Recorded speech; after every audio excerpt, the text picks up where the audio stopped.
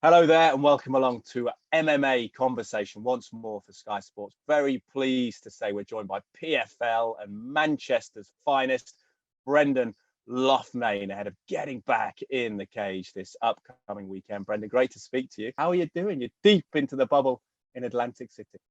It's an absolute pleasure to be on Sky Sports. It shows that mixed martial arts is heading in the right direction now. Yeah, you've ridden the wave. Do you feel that? It feels like in all corners, we'll talk about it later, but it's not just about the UFC these days. It seems there's lots of organisations on the map. Yeah, I mean, I've been in this for 13 years now. I watched it go from a sports hall and almost illegal to mainstream and being on Sky Sports. So, you know, it's been a fantastic journey, and I'm really glad to ride the wave, as you say.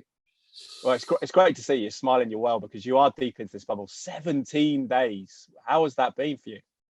Yeah, it's been a turbulent year last year. You know, the tournament got cancelled. I had best part of 18 months off, which is the longest I've ever had in my whole career. A 13-year career is the longest I've had to really sit down and reassess everything. And didn't take my foot off the pedal, full throttle, kept going, went to Thailand, did 6 months there training for it, went to Dubai, 6 months there.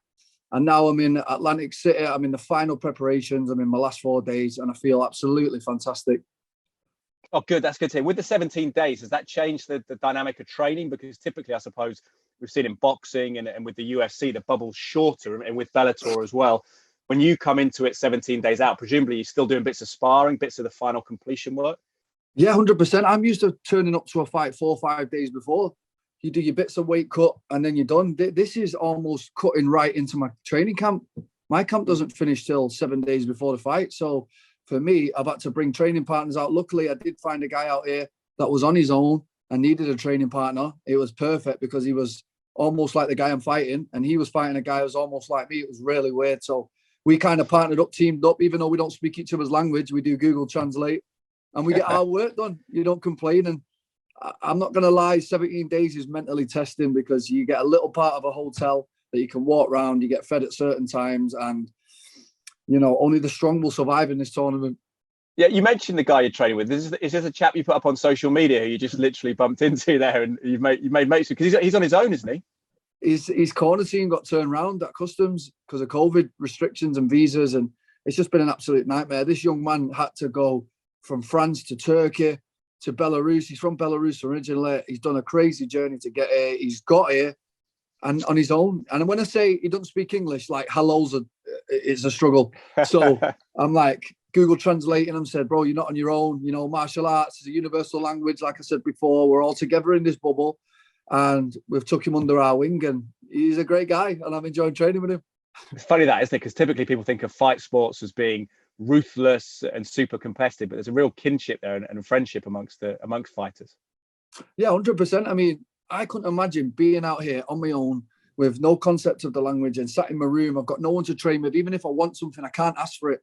So bumping into him was a godsend for me. I'm not going to act like it was a totally selfless act. The guy's amazing at what he does. So I've learned from him as well over the last 17 days. So it was a real blessing in disguise meeting him. Yeah, I suppose 17 days is nothing compared to the weight you've had as well. New Year's Eve 2019. And the irony, I suppose, is you joined the PFL to be active, didn't you? How challenging has this been? Because you've talked about, you know, being the age you are, which is still a young man, but in your prime years at the moment. The last year must have been particularly frustrating. Well, after the whole UFC thing, I had 5 offers on the table. The reason I did take PFL was for sheer activity. I'm a fighter that likes to fight. I train all year round. I don't take time off. I don't get big in between fights. You know, I look at it as a profession like it is. I treat it like a profession. I keep my diet good all year round and my training healthy and yoga and everything like that. So for me, activity was key. Touching the 30s, I've already had a lot of fights under my belt, but I want to secure my legacy. That's what I wanted to do. I want to fight the best guys out there.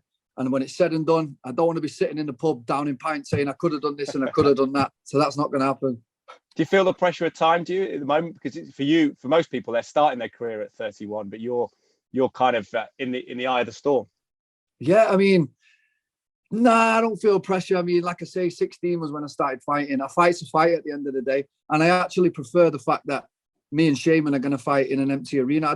I prefer empty arenas. It's weird that I'd say that, but I fought on the Contender, I fought on the Ultimate Fighter, and it was an empty room. And I'm a real thinking fighter. I like to use my IQ in there. I like to stay calm. Other fighters, they kind of get that boost off the crowd. I don't. I kind of like to go in there, take my time, feel him out, and listen to my corner. So the fact that there's no crowd, it's actually benefited me, and I enjoy it more. That clarity of thought in the cage when you're in there, has that been benefited by your experiences with the UFC, recovering from perhaps a disappointment there, but also just the high grade of experience you had? Yeah, well, like I say, I've been right to the top of the mountain. I've been down again. I've been up and I've been down.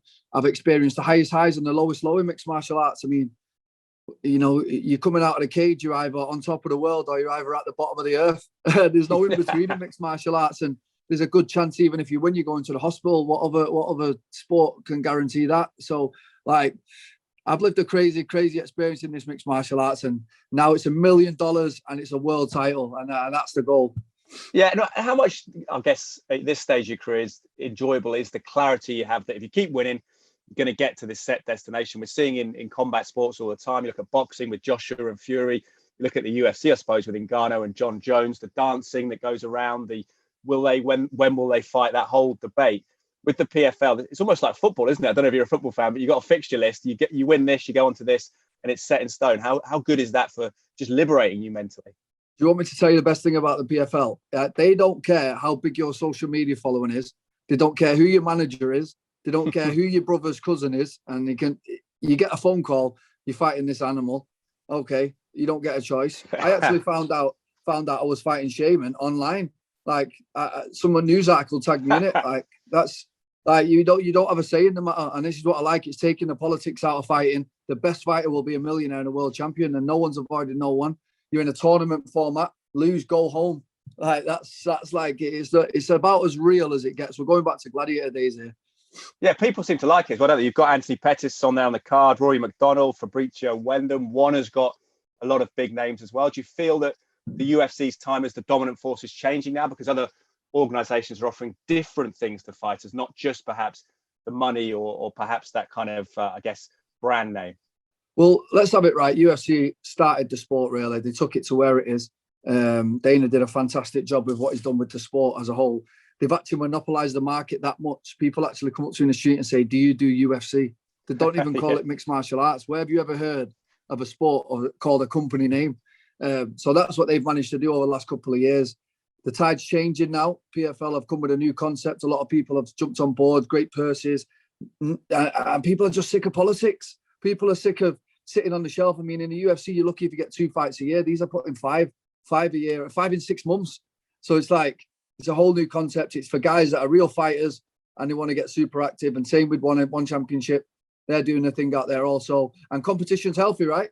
Yeah, it definitely is. I tell you what, it's a big kudos for PFL as well. Claressa Shields, obviously 2-weight world champion in boxing, double Olympic champion as well. She's chosen the PFL over other organizations because she says they've offered her a template to be active and to learn the sport of MMA to accompany her striking skills from boxing. Is that a big signing for the PFL? What did you make of that? Well, it's not just Claressa Shields. The 2-time Olympic champion, Kayla Harrison, she's the current women's champion. So she's got two gold medals in judo.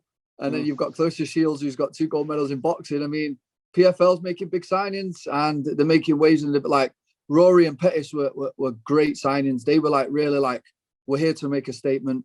And the talent pool this year in my division alone is incredible. It's like up there with top 10 UFC kind of talent. Like the guy I'm fighting, he's beat top 10 UFC fighters. And that's who I'm fighting now for this fight. So it just shows the level what PFL are going to. What do you think about people coming from judo and boxing backgrounds? We're seeing it's more common in the boxing world, particularly in women's boxing and MMA. We have people like Heather Hardy almost alternate sometimes. How do you see those crossover matches? Does it all depend on the type of MMA contest they're coming into? And we've seen some celebrity boxing matches where maybe people with non-striking backgrounds have gone into those. Well, let's have it right. If somebody comes into MMA and they've got 2 gold medals, they're an athlete, they're a competitor, they're the elite of the elite. Like, to get 2 gold medals in the Olympics, how many people dream of being an Olympic, even going to the Olympics? So these people are Olympic champions. It's not going to take them long to pick up a new sport. Now, the thing that they've got working against them is they're so set on what they do. Claressa boxing, Kayla judo is so hard to get out of them tendencies when you want to turn to mixed martial arts, because it's been inbred in you from a kid. 6 hours a day of drilling certain ways, certain things, and It's really hard to adapt to throw punches if you're Kayla, and it's really hard to do takedowns if you're Claressa. So it can be a double-edged sword at times.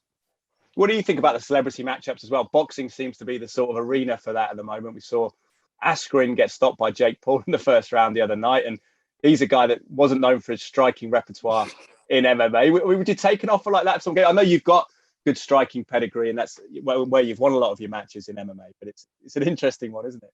Ben Askren, you let the whole of mixed martial arts down. It was a terrible performance. You took the money, you sold the sport out, and it was embarrassing. It was embarrassing for mixed martial arts fighters, especially because you look at the Conor and Mayweather, and especially when they fought, all I've seen down my timeline, I've got a lot of boxers, is, oh yeah, we told you, you can't come over to us. And I'm like, listen, come to our world. You won't last more than a minute. You wouldn't. You actually wouldn't. No, that's the thing. So quiet with all this. And then when you get a real fight, like mixed martial arts is, you're getting locked in a cage and the rules are minimal. Like a boxing match is a match. It's set rules. Like ours is the real deal. So calm down, boxers. What was your background before getting into MMA? Did you do another combat sport, or was it bespoke MMA training, which is almost becoming the norm now, isn't it, for young fighters? I was like the first of the breed of just mixed martial arts. Literally the first breed. Like the gym that I went to was just kind of just figuring it out. Like we were getting VHS tapes from town, like buying like Pride DVD. They weren't even DVDs, they were VHSs, and we were watching them and learning and figuring out, well, maybe if we do this, we could do this. And that's literally how far I've come in the sport, from that to full UFC Apex training centers, nutrition guides, and mainstream how to deal with media. And I'm like, whoa, it's all like, even being on Sky Sports is something that you never could have dreamed of in the beginning of this sport. Well, it's great to have you, and we're very new to the sport, so I appreciate any following that we get from having guests like yourself on and enjoying it as well. I suppose those matches, the crossover matches, have an audience, don't they? But the PFL is almost the opposite of that, isn't it? This is, as you say, pure fighting. How refreshing is that? We're talking of the European Super League in football at the moment. It's a big talking point over here in the UK. And it seems like the justification of finance trumps everything else and attention. Do you think the PFL is getting back to the core? 100%, especially 2 fights in one night. Come on, that's bananas. No other show's doing that. You have a fight, you wait an hour, you let all your pain kick in, and then you're back in the cage again. I mean, who's doing that? This is as real as it gets. And not only that, the other 9 people that I've got to fight, they've all 15-0, 16-0, 8-1, like crazy records. So everyone's a winner. Everyone knows how to win fights. Everyone's been hand selected to bring the most entertainment possible, and we are getting back to the core here. There will be no UFC fast fights sometimes, because they'd also do it. CM Punk and a couple of others. Them guys they're not going to be in the PFL. PFL are picking the best fighters they can find to fight, to be a millionaire, and to win a world title. How do you fight twice in a night? How do you approach that first fight? Well, I'll let you know when I've done it, because this is a whole new experience for me. Like, I keep thinking in my head, like, what about when that pain kicks in after like 10 minutes of getting out of the cage? Like, wow. So that's why you've got to respect people like Lance Palmer. You've got to respect Nathan Schultz. They've won it 2 years in a row. They're 10-0. They've won 4 fights, like 2 fights in one night twice. So you've got to respect people like that. And that's why I do respect the champions in this organization. So how many times potentially will you fight for people who are maybe new to the format in the next 12 months? 5 fights total in the next, between now and October. So 6 months. So less. So, and what's the longest gap? Because this is completely out of the concept of fight camps and stuff now, isn't it? Making weight. This is it. You're in a season. Like, I've been preparing for a year and a half. They can't say they didn't give me enough time. They can't say you didn't have enough time to prepare, Brendan. I'm thoroughly prepared, mentally and physically. And the toughest test is going to be twice in one night, but it's something that I relish. And at this point in my career, I look forward to trying new things, of course. You don't like the social media stuff, which I totally empathise with, that sort of superficiality. But how flattering for you was it that fans were able to vote on this and get you on the main event at the prelims against Sheymon Moraes? That must be a compliment.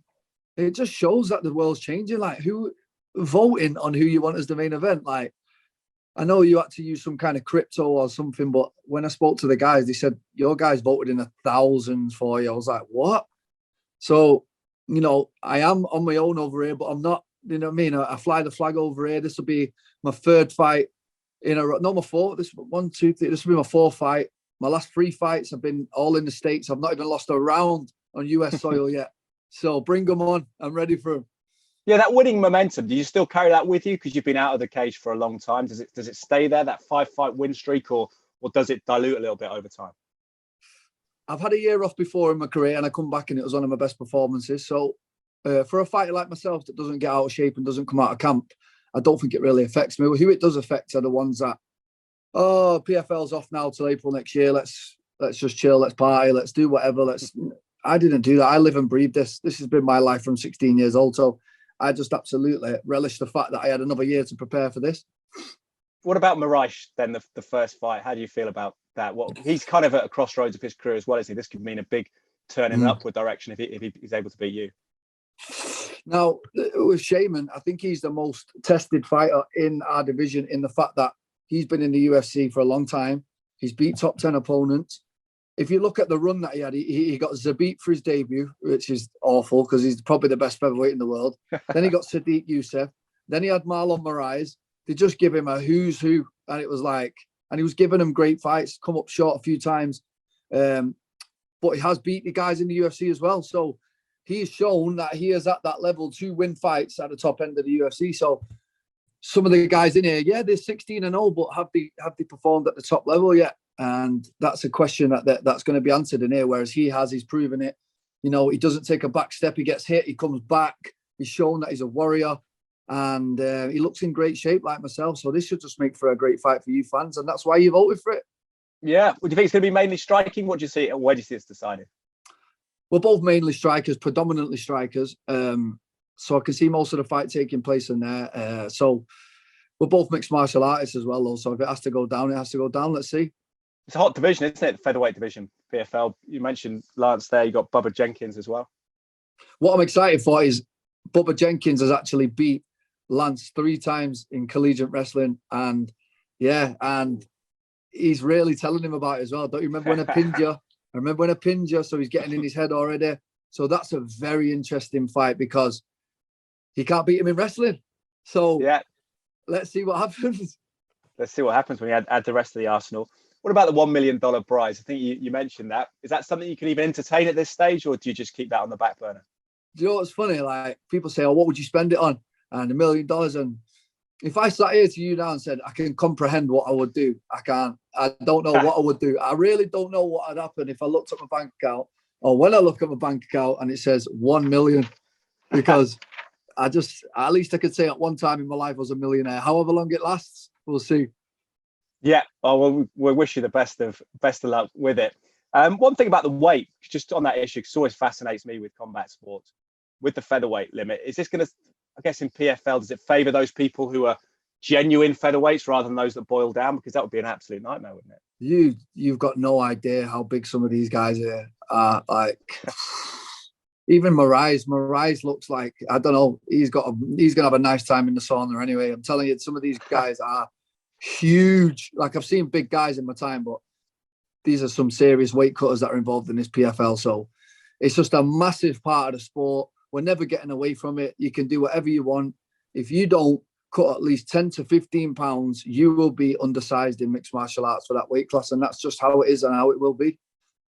So, but you would potentially, you're going to have to stay in camp, aren't you? If it's 5 fights in such a short space of time, your weight isn't going to have the opportunity to go up as far as maybe it would do normally. Is that fair? Well, I've been told that I have to stay domestically now for the duration of the tournament. So I'll be flying straight to San Diego. I train with Dominic Cruz. That's who I live with when I'm over here. So I'll be straight in camp on the Monday morning, touch wood, no injuries, and getting ready for the next one, June 10th. Good man. It's a big commitment, isn't it? To be away from friends and family for that period, especially at the moment with the complexities of traveling and everything. I mean, the commitment I put into this sport, I mean, you wouldn't even be able to fathom, I guess, at how much I've had to give up. I've had to give up relationships. I've had to give up friendships. I've had to move country numerous times. You're giving up your health. You're giving up. It's all eggs in. Anyone who doesn't put all the eggs in one basket for this sport, good luck, because you've got absolute savages. You're dangling $1 million carrot in front of hungry wolves. And that's how I tell everyone. That's exactly how this tournament is. So if you don't train 100% and prepare yourself mentally and physically 100%, good luck. Yeah, and it's clarity as well, isn't it, I suppose, for you, because you can be there, you can be focused now. There is no other life. Once you're there, you stay in the States for the period of this tournament. It's game. I guess it's game face the whole time. Yeah, 100%. I prefer that. I'm only a 4 or 5 hour flight now away from the tournament, rather than going England, coming over, or going to Dubai, going to Thailand. Like, to get here, it was an 18-hour travel.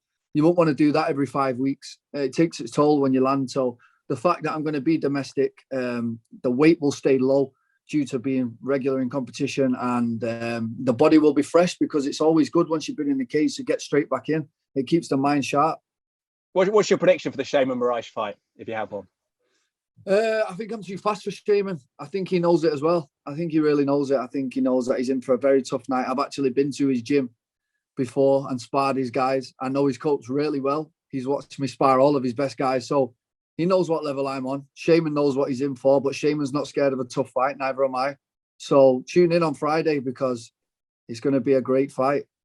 Where can we watch it in the UK? What's the best place?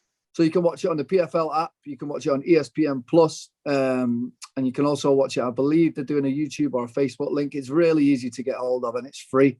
So tune in. Good man. Well, we look forward to that, and wish you the best of luck in the fight. Quick thought on the chap who you've been training with, who's all on his own. You're going to be in his corner on the night. Who's helping him out? So we're hoping he's got a friend in Los Angeles. Because we were actually thinking about this. How are we going to corner him? We can't speak his language. We can't take Google Translate into the corner. Right. So that is a hurdle that we're not over yet, but we are working on it. Oh, I'm intrigued by this guy. What's his name, so we can follow his story as well? Mikel Ostinov. He's 18-1, and he's a brilliant fighter. And he's a better person. He's a great person. He's got kids at home. You know, his girlfriend's messaging me like, thank you for doing what you're doing. Like, you know, he's not on his own. He's got a whole country behind him. He's sort of like myself. We're on foreign soil here. So look out for this guy, man. We wish you the best of luck. Great to speak to you for Sky Sports, Brendan. Really appreciate your time, and good luck with the rest of the camp as well. Thank you very much. I appreciate everything. Thank you.